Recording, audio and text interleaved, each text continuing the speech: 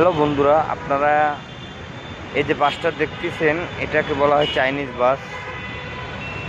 এই চাইনিজ বাসটা আপনার ছাওয়া স্থানেও থাকতে বেস্ট।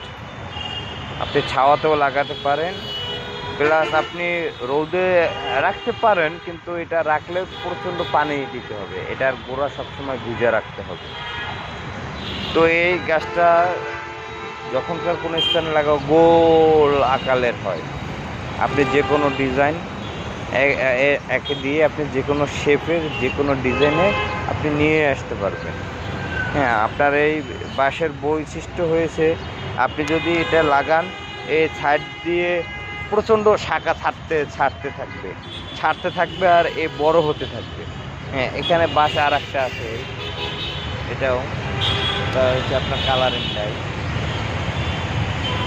এটাও এই। ধন্যবাদ বন্ধুরা।